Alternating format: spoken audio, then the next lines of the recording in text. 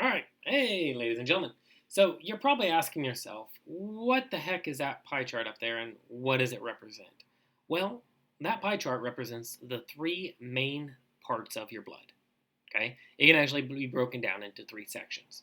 The first and largest section, with about 55% ballpark, is plasma. So your question is, what the heck is plasma? If you remember on the three states of matter, liquid, solid, gas, plasma, the four, there you go, the four. No, that's not the same kind of plasma. That kind of plasma is like energy, like electricity. This plasma right here is kind of the nutrient content. It's going to be the water that kind of the liquid part of your blood. It's going to be the platelets part of your blood. That's the stuff that helps your blood clot. It's going to be the nutrients, the things that your cells need to be able to live. Those are going to fall under the plasma part of your blood.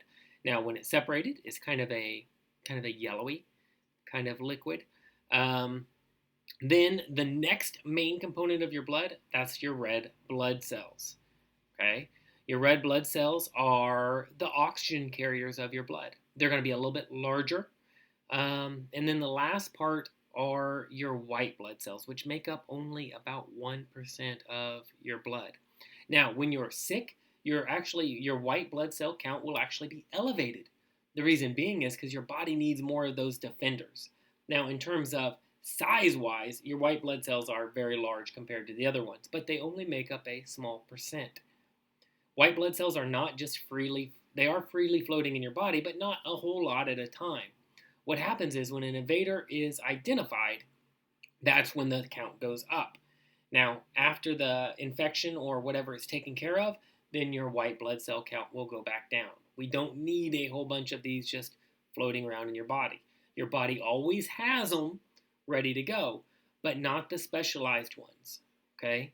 What happens is when they are identified, that's when the antibodies for that particular infection slash virus slash bacteria, whatever's inside of your body, that's when they're ramped up. Okay?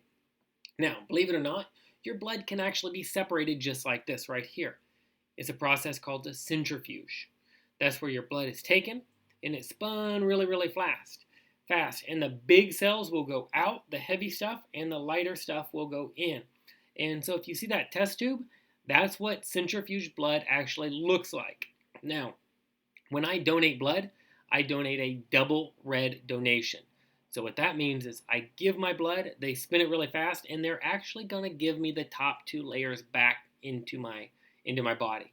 So just like how I give blood through an IV, it's given back to me in that same way. Okay? Because whenever they do Red Cross donations, they're looking for the red blood cell count is what they're wanting. All right, ladies and gentlemen, that's the three types of blood.